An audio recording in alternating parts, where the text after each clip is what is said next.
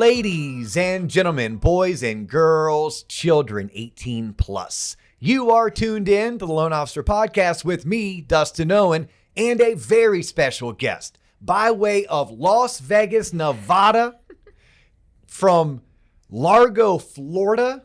She is a educator. She is a best-selling author.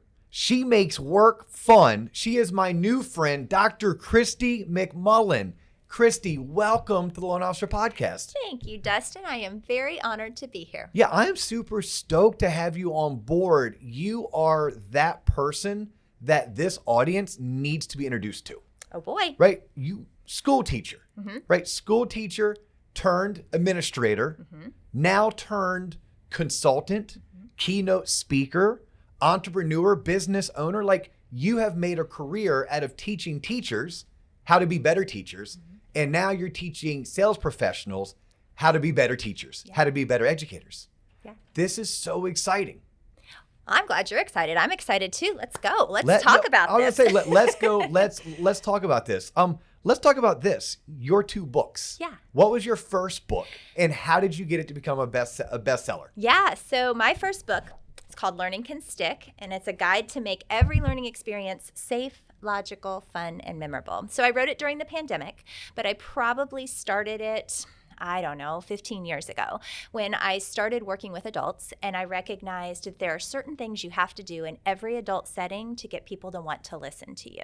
And I figured out how to put that into categories, and then every time I was on a plane, I started writing in a OneNote. And when I figured out safe, logical, fun, and memorable, the stories started to come together. So this book was published in July of 2020. I work with an amazing publishing company called Two Penny Publishing, and Two Penny helps you get from idea to best-selling author, and so they're just fantastic. I'm now an author coach for them because I really believe in what they do. The really cool part is they get you there without keeping royalties because it's a partnership publishing. So they make sure that you are well taken care of through the process. So that's how I got it to go from idea to actual book. How did you find Two Penny? Two Penny, actually, one of our pastors at our church, of all things, decided to start Two Penny, and he kept talking about it, and I'm like, oh, I probably should talk to him. Oh, I probably should talk to him. And finally I did. And it was really at the very beginning of the pandemic that I pulled the trigger and said, I'm going to have time. And so actually I started it in February, and then March happened. And I was like, yeah, I'm going to do this. It's going to go from idea to fruition. And it did. Wow. Out of curiosity, who's your pastor? It was Tom Goodlett. Okay. He was one of our associate pastors at our church. Our church is a teaching church, so we make sure that people are able to grow and learn, and that's what he did. And actually now he's got several businesses and is doing a lot of consulting, which is cool. I only asked because I had a client of mine years ago who's a published author, but also a very talented pastor as well. Yeah. And I was like, oh my gosh. They're communicators. What I was thinking it could be a small world. Like, what if my past client is your pastor because maybe he moved from Orlando over to the St. Pete, Tampa That area. would have been fun. And it is not because Tom's been in our area for a while, but I think it's because they have to be master communicators, and he figured out how to do that both on paper and publicly. And so that made a good partnership for us.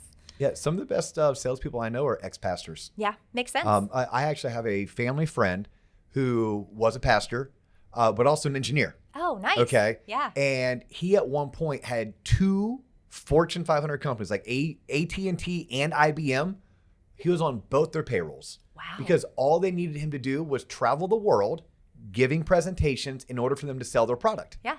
And as long as it wasn't IBM going up against AT&T for whatever the pitch was, then both companies were fine. That's how talented he was. That's awesome.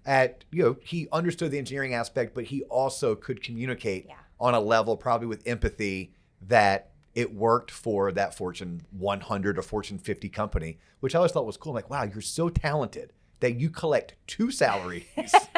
From two major companies. Yes, from two major companies. So you wrote your book during the pandemic out of curiosity, because I want to write a book. Yeah, absolutely. Everybody should. I put it out there.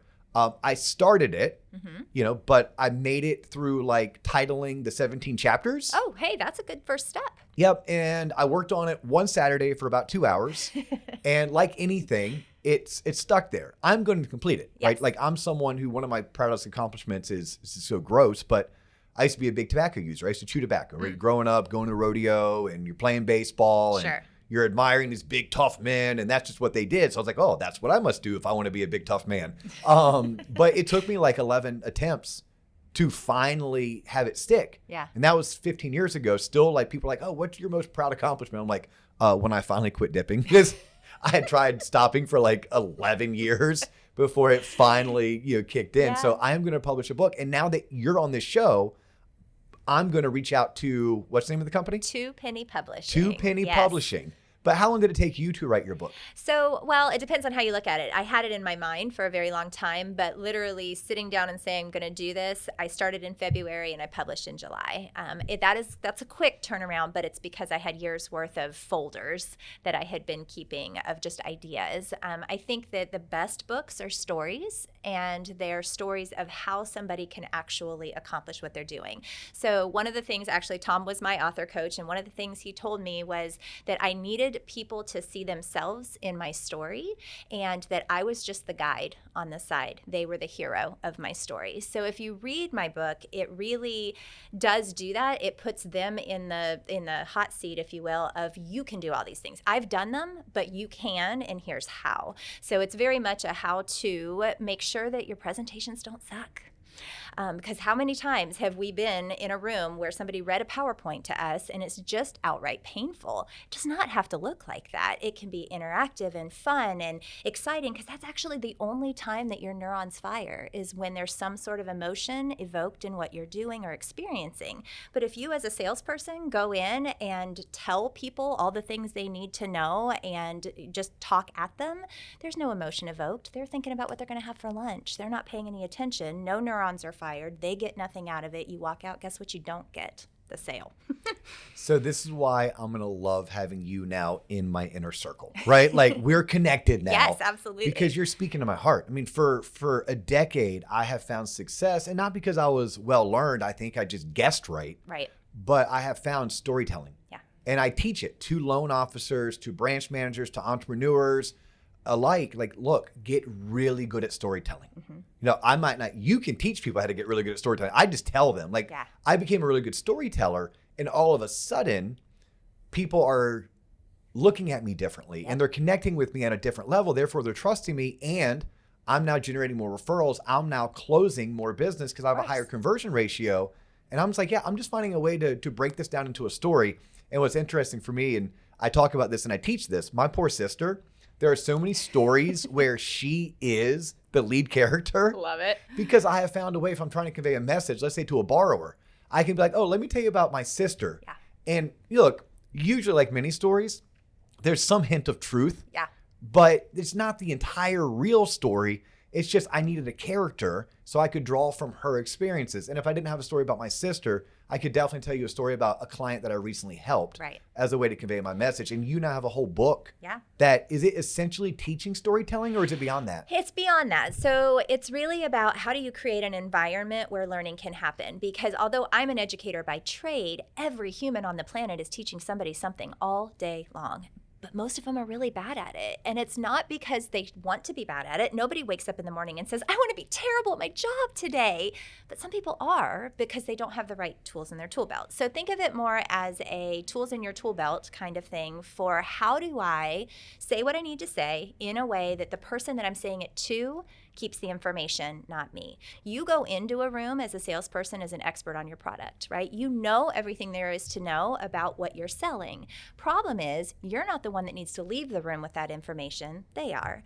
So I stand by the fact that the person doing the talking is the person doing the learning. So if you are in a sales situation and you tell a story, that story better be about 45 seconds long. And then you need to say, can you relate to that? And then listen.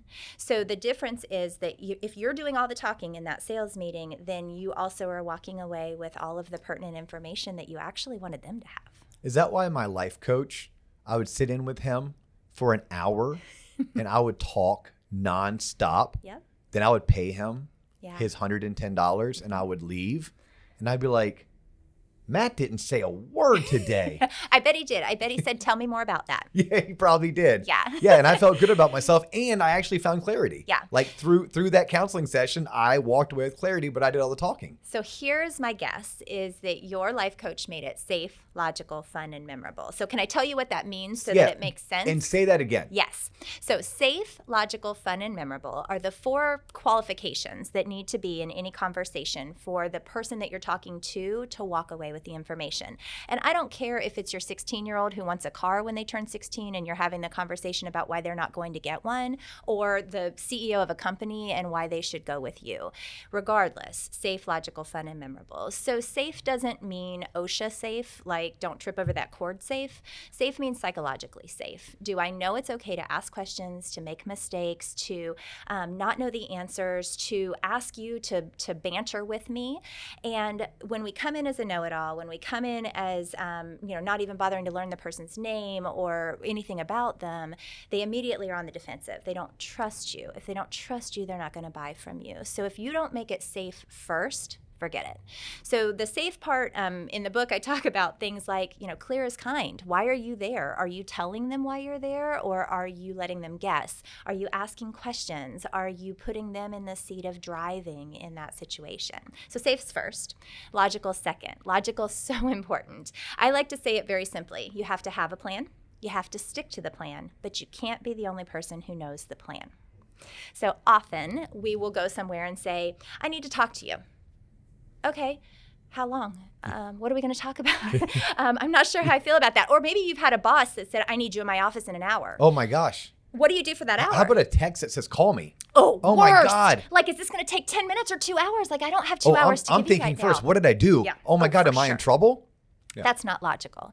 What's logical is, hey, I need to talk to you for about 30 minutes. It's about the meeting that we're going to have next week, and we just need to brainstorm a couple things. Here's what I'm thinking.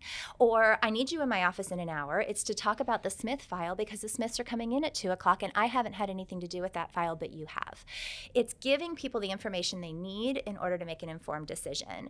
And if you are doing a presentation, you need to let people know we're going to be here for 45 minutes. In those 45 minutes, these 3 things are going to happen. It's just being clear, right? Brene Brown says clear is kind. I believe it with my whole heart. If we aren't clear with our expectations, what people are going to get out of their time with us, especially in sales, people are going to stop saying yes because they don't know if you're going to take 2 hours of their time, 15 minutes of their time, or if they're going to get anything out of it. So that's safe and logical. What about those 2 ring a bell so that I can then go into fun and memorable? For me? Yeah. Well, when I think of a logical aspect, is setting proper expectations. Exactly. I'm a huge, you set proper expectations. I'm also a recapper. Yeah. Like, I love to recap what was said because I don't want someone to leave that meeting thinking I meant one thing because that's what they heard, but that wasn't what I was intending the conversation to be. Right. So I want to recap it. I would like to believe it's because I'm kind, only because you said that clarity was clear as kind. Clear as kind. Yeah. I would like to believe that. I don't know how many people would describe me as being kind, but I've known you for a whopping 45 minutes now, and I would say you are kind because you want what's best for people. That's clear to me.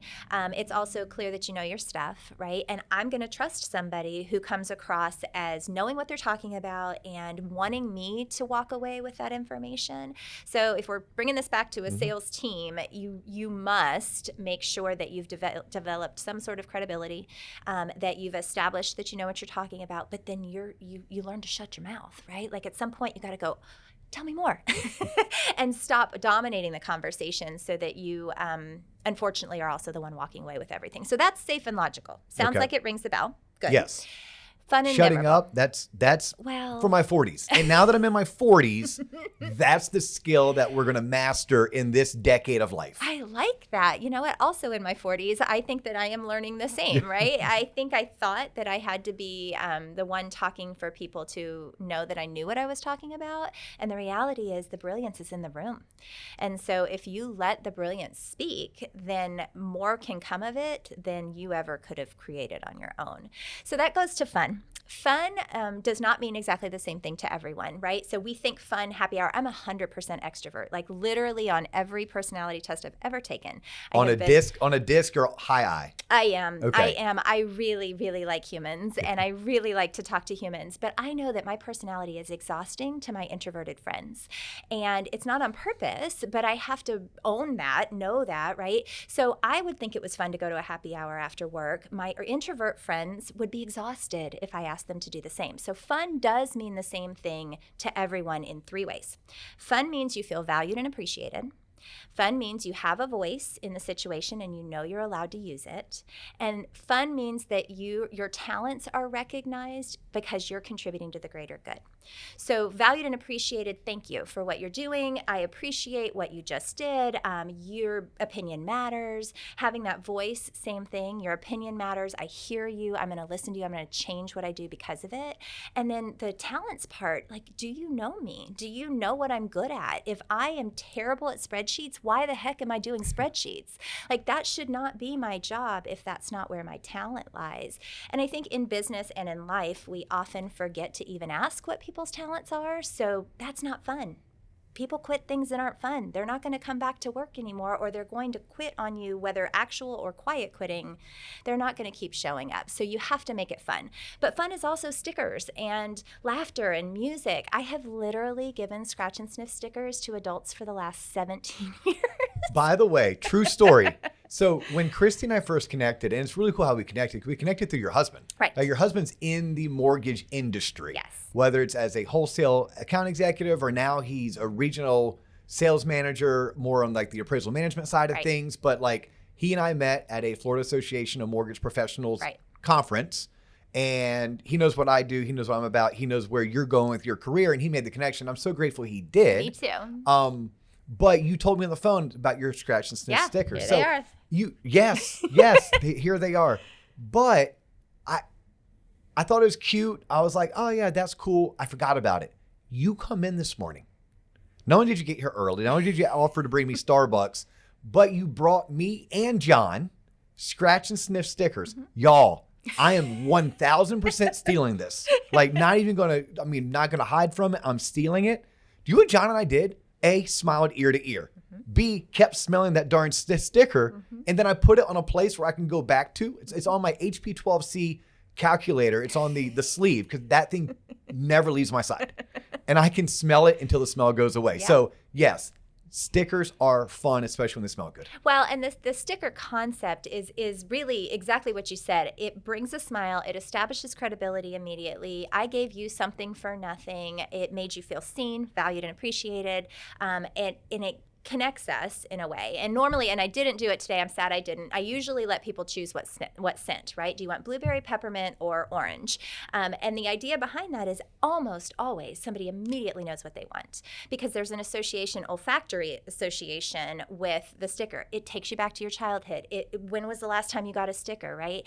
But the idea behind the sticker, and it will work for you personality-wise. It won't work for everybody personality-wise, but what are you giving me just for showing up?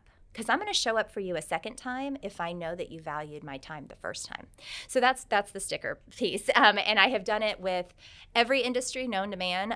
One of my most favorite sticker stories is I was doing this with some healthcare professionals, and a CEO walked in, and I stand at the door at a keynote and literally and by the way, a CEO of a very well-known healthcare provider. Big, yes. Very, yeah.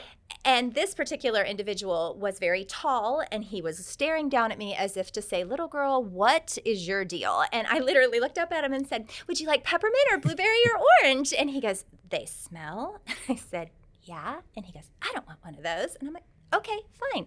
So I did my thing, and during my presentations, I actually give stickers for anybody who participates. So you get a sticker if you say something, if you smile at me, if you stay the whole time, right? Like there are lots of reasons why people get stickers. And at the end, I had switched to orange scented stickers at some point, and I didn't offer him orange to begin with. And he comes running over to me in the lobby, and he goes, Christy, you said something about an orange scented sticker. I'm like, yeah. And he said, I want one of those. Okay. Because he didn't buy into me immediately, Yes. right? I was a lot. I am a lot. I'm extra. I know it. I own it. Like, that is my personality. But if we don't show up as our authentic selves, nobody will ever listen to us. So I leverage my extra. And in that case, he took a minute and said, no, I do want to buy what she's selling. And as a great salesperson, you have to get people to buy what you're selling, and they're going to do that through your authentic self. So you can show up with stickers. They're going to love it. Other people, probably the best idea if that's not genuinely their personality. So safe, logical, fun, memorable. You and I have talked about memorable. I think they're going to like memorable. So we live in Florida. Yes. It rains really hard here. And when it rains really hard here, it starts with big fat drops. Well, what you must do in sales particularly, but anytime you want somebody to remember something, is you have to sprinkle, splash, flood, drip, drip, drip the information. Only one sprinkle. Well, sprinkle and splash go together. So the sprinkle is like the first preview, and the splash is a little more information. So you know how those big drops hit your windshield? The sprinkle would be, hey, we're going to meet next week. Okay. Email. The splash might be, we're going to meet next week, remember, on Tuesday, and here are the 3 things we're going to talk about. Now you've given them just a taste of what's coming. But then the flood is the event. It's the meetup. It's the conversation. It's the training. It's the, I'm going to talk to you about how to get this, house purchased. And that's great. But most of a flood, water-wise, is lost in runoff. Most of the information that you're giving somebody in a flood, in a conversation, in this podcast, is going to be lost in runoff. It's the drip, drip, drip that allows people to actually remember what you said. So that's the follow-up email right after you leave that says, thanks so much for having me. And then it's a week later, hey, we talked about these 3 things. Do you have any questions? And then it's a follow-up phone call. We talked 2 weeks ago. How's it going? What do you need from me? So the memorable piece is, if you're a one and done, you're never going to get the sale. You and I also talked about that a little bit, right? If you're on LinkedIn and all you ever do is like somebody's post and you stop there, that's nice, but that's a sprinkle. There's no water absorption. There's no sale tied to that. You have to go through the entire process to get there. So there you go. Yeah, like what if I showed up to a networking function and I just walked up and said, hi, my name is Dustin. Let's do business together. Probably not. That's the flood. That's the flood. Like, I just flooded you. You don't know me. I took that. You shared sprinkle, splash, flood, drip, drip, drip with me on our first call, yes. right? You and I connected a couple weeks ago to plan today's podcast episode. I have already taught that 3 times. Love it. Yesterday I taught it. So we had one of our faculty members, shout out to Gwen Swain. We're doing this 5 days of giving where we're allowing our faculty members to teach free courses to the entire TLOP community. And this badass of a business operator, her name is Gwen Swain. She's out of Boise, Idaho. I mean, she does like top 1% in the entire industry. Wow. Top 0.2% female originator, like just crushes it. And she did it all through Facebook. Nice. So I had her on as a faculty member, and she was teaching other originators how they too can grow their entire network, never making a cold call, doing it the way that she did it. Love it. By networking online. And I brought up like using just, it's not even an analogy. It's more of a rhyme time. Yeah, like or a framework. Yes, of sprinkle, splash, flood, drip, drip, drip. And it was like, look, the sprinkle to me, if I'm talking about Facebook and wanting to network on Facebook, is the friend request. Yeah. Like, hey, shot you a friend request. When you accept it, maybe I want to splash you with liking and hearting your post and commenting a couple times. Exactly. Eventually I need to flood you. Flood you is I'm going to finally get the courage to DM you. Yeah. I'm going to slide into your DMs. Yep. Get a conversation going.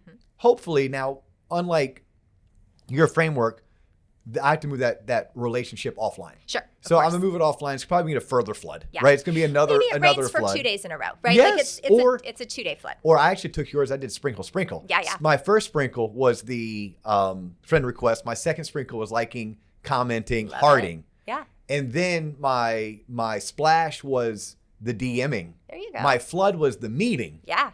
But just because I had a meeting, I still have to drip, drip, drip. Yeah. Still have to drip, drip, drip in order to get the most out of everything that rain can bring. Absolutely. Yeah, because yes, as a Floridian, when it rains really hard, that's sometimes bad for my grass. Yeah, like exactly. I need the drip, drip, drip.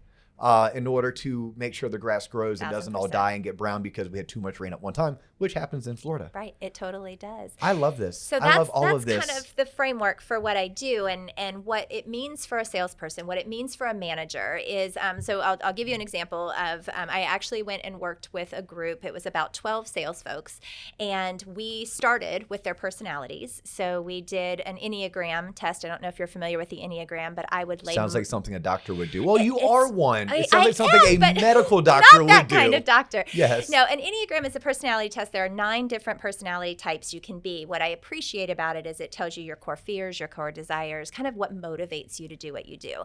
And so I did that with this group of sales folks, figured out who they were, and then we figured out how to leverage their personalities in their sales presentations and in their conversations with each other.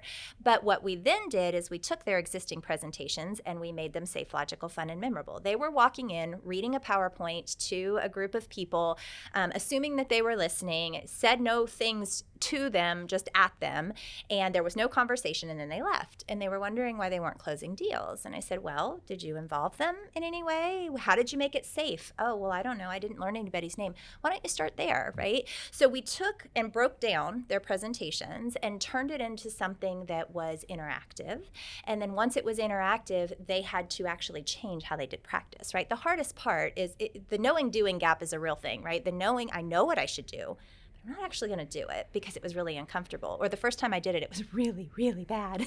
Well, it takes 18 times of doing it to master it. So say that again. It takes how many times? 18 to master something. So what tends to happen is you try it once with a new group, right? I'm meeting with this person for the first time. I'm going to try what she's saying, and it's kind of a train wreck. Okay. Try it 17 more times and then talk to me instead of I'm never doing that again, which is what most people do, right? So you try it a second time, you're a little better. Third, a little better. By the 4th or 5th time, you're pretty good. But by 18, you've mastered it. And I think in most things in life, we try it once or twice.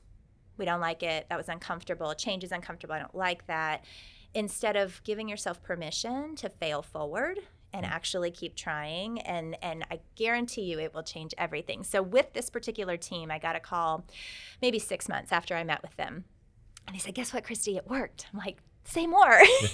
and they were like, well, we tried what you said. Here's what we did. We started giving people things. We have a theme throughout. The theme allows them to remember what we said. We're handing them one-pagers with all the information.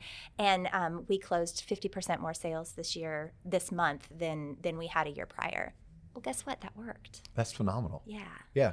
All from following All your from- framework. Yes, all from following my framework. All from following your framework. And that's your framework. Yeah. Like that is something that you picked up through your decades of experience Exactly. in education, as an educator, as a trainer of educators, as a student, Yes. right? Because your PhD is in what is your Educational leadership. So Okay. I have my master's and doctorate in educational leadership, which, if you want to put it in, it's like organizational leadership meets change leadership. Okay. So in educational leadership, you are having to make change constantly, but you're also having to do so by motivating people to want that change. So in our program, it was really focused around change leadership. How do you get people to do something when they don't really want to? And so this is my framework from all of those different experiences, and then just listening and going, wait, every single time if I do this, then I get this result. I wonder if it would work in a different industry, because I had done it with educators for years and I knew it worked there. But the first time I gave stickers outside, it was actually with mortgage brokers. Yeah. And I swear they were legit fighting over it. They were giving stickers to each other. They were taking each other's stickers. Yeah. And I'm like, these are grown people. And yet it works because of that instant feeling of belonging and excitement. And then the safe, logical, fun, and memorable, their meetings don't look like they used to. So it's kind of exciting. Now, not everybody adopts it, right? Because it's hard. But if you're willing to change, if you're willing to change, it can be absolutely epic. But here's the deal. That's what I've learned in life. And I learned this later in life, but nothing changes if nothing changes. Amen.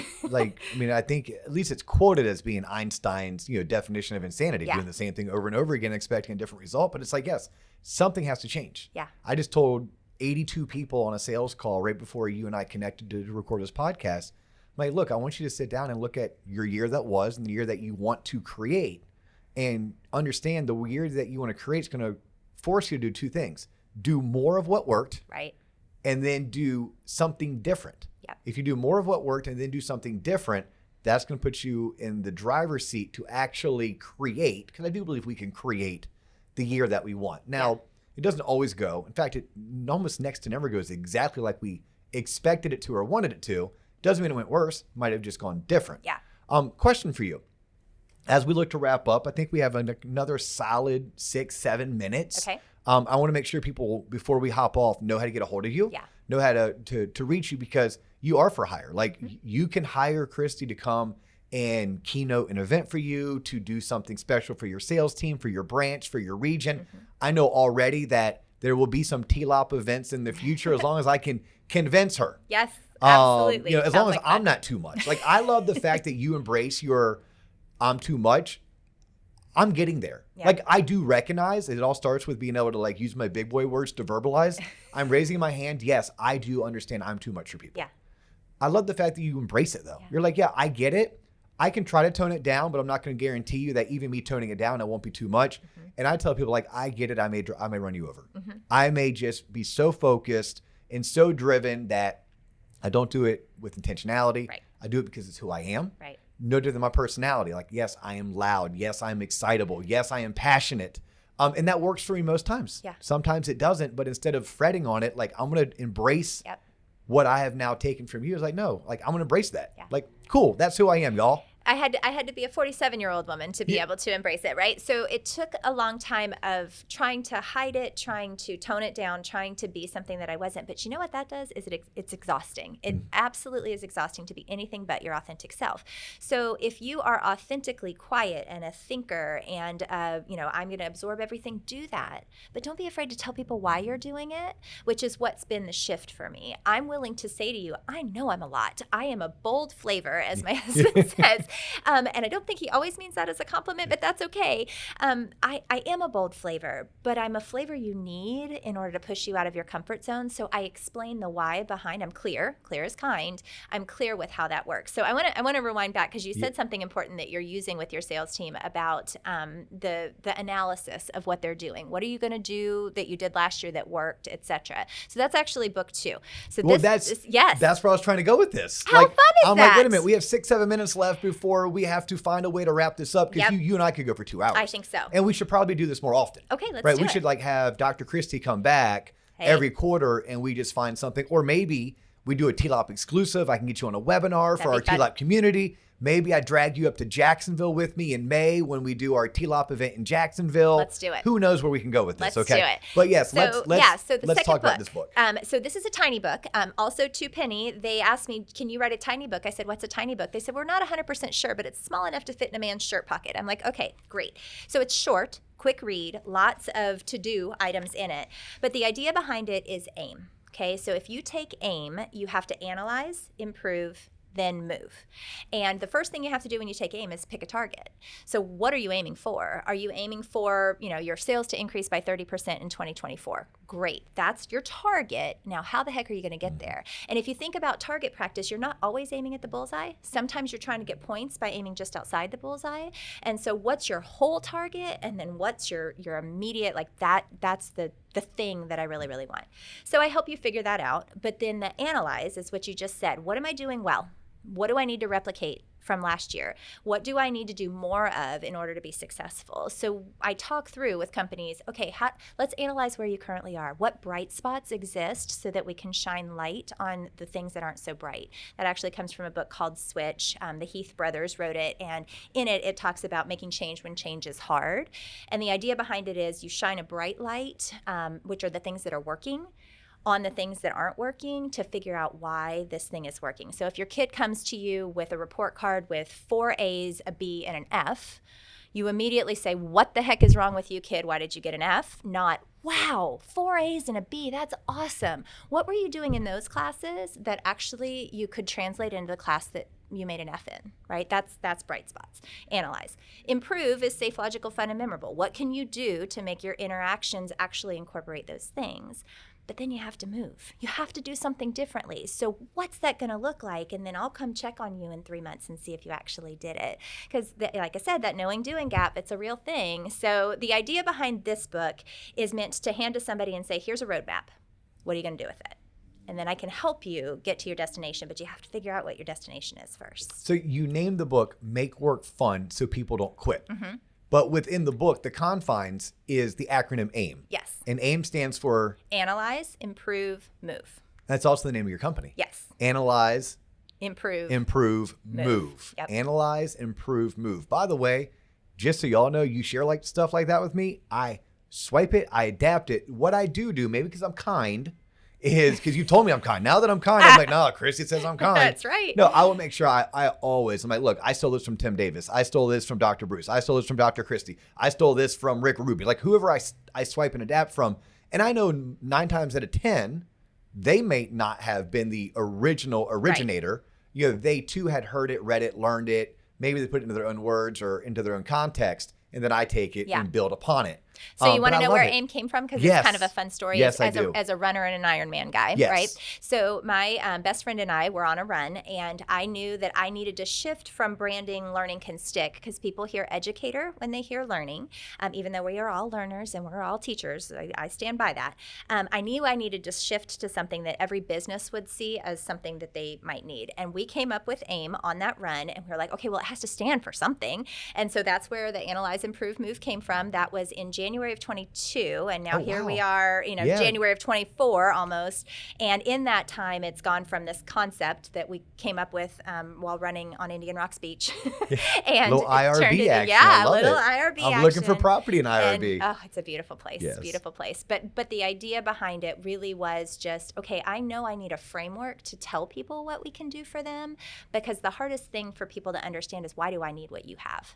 And why people need what I have is because if you keep doing things the way you've always done them, you're going to get the same results. So let's leverage what you're doing well to make sure that you're going to do it even better the next time you do it, whatever that might look like. I love it. So Dr. Christy. Yes. Dr. Christie McMullen. If people want to get a hold of you, they want to reach you, they want to follow you. Yes. What are your handles? What's your contact info? What's the 411? So Dr. Christie McMullen is going to find what you need. So on LinkedIn, on Instagram, in both instances, that's what you're looking for. Now, Christie, you spell as long as you can make it without making it Christine. I get Christine all the time, and it's not. Christie. So Dr. Christie McMullen. And if you want to go to my website, that is aimwithus.com. Oh, aimwithus.com. Yeah. Super easy. Yes. I can find that. Yes. If I'm driving right now, I might not even have to pull over. No, you don't. No dashes, no nothing. Aimwithus.com, and that'll take you to my newsletter. It'll also take you to just kind of a little bit more about what I do. And the biggest thing is, if your organization is in need of some cohesion to figure out how to make this next year the best year you've ever had, I'm your girl. If you need a keynote that is going to be completely different than anything you've ever had and totally interactive, I'm probably your girl for that too. Awesome. Y'all, especially the TLOP community. Now, look, if you've tuned in for the first time, we thank you. We ask you to check us out. Like, we've been doing this for a few years now. We're kind of good at what we do. Our overall theme is to teach you stuff. We call it the ish they didn't teach you in school. It is Adulting 101. Yes, it has a business, entrepreneurial, real estate, mortgage, personal finance feel, but it truly is the ish they didn't teach you in school. We are on Spotify. We are on Apple, anywhere you find audio versions of the podcast, but we're also on YouTube. And we love it when you subscribe to our YouTube channel, because you can not just hear us, but you can see us.